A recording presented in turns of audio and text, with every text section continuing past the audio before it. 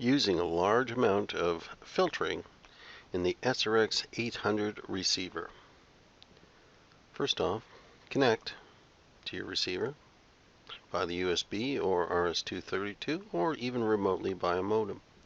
Make sure that you log on, that you're in setup mode right here, highlighted by my cursor here, and make sure that all your data is removed from your receiver. In my case, there's no records here. I can just exit. Otherwise, just reset data memory using the appropriate button. Press exit. Go to your project editor right here. See what's on board your receiver by going live. And right now I'm low-tech 3 code set, 10-second scan time. I have one channel and a single antenna,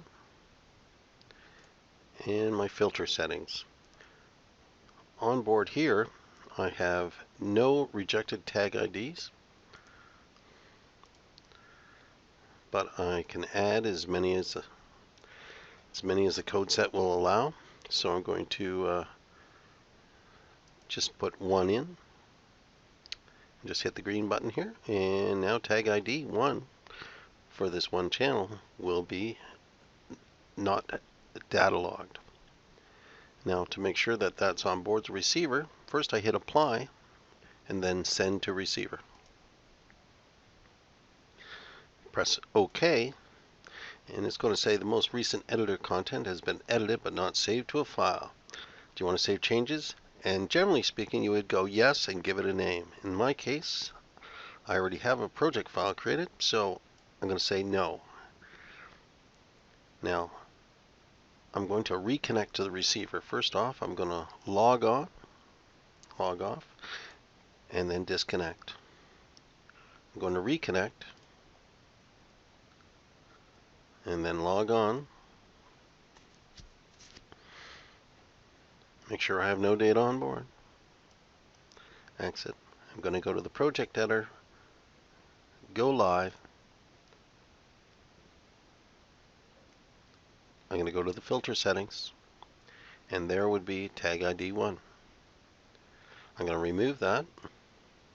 I'm going to apply, and then send it to the receiver. Now, if you want to do several tag IDs, you can go offline and just keep adding them with this green button here. You can type in the number, for instance 200, and then just send it over. If you want to remove it, you just hit the fast backward button, and you just select it and then just hit the yellow button and it's gone. To add it, you just hit the green fast forward button. To remove it, you can just go and hit the minus sign as well, and that'll remove all the tag IDs off your list here, the filtered items. You must hit apply and then send to receiver, and right now there'll be nothing on board this particular receiver. Press OK and say no. Now I'm going to load a project file which I created for this particular receiver, and I'm going to use project files that I'm going to upload to receiver. I'm going to choose one of the files here that I've created, and I'm going to press open. It tells you you're going to overwrite the current receiver configuration. Just remember, you have to be connected, logged on, and in setup mode to do this. Press yes. It sends it to the receiver. The highlighted done is enough to say it's on board. And press done. And now let's go take a live look at what's on board the receiver. So go to the project editor, go live,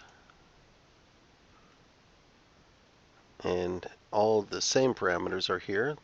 The frequency is the same, antenna configuration is the same, but the filter settings, there should be several IDs that are rejected. In this case, I have over 60 rejected. As you can see, 1, 2, 3, 4 to 60. And I put a few in the hundreds and 200s just to show, and then I went back and I put in 155 to 160.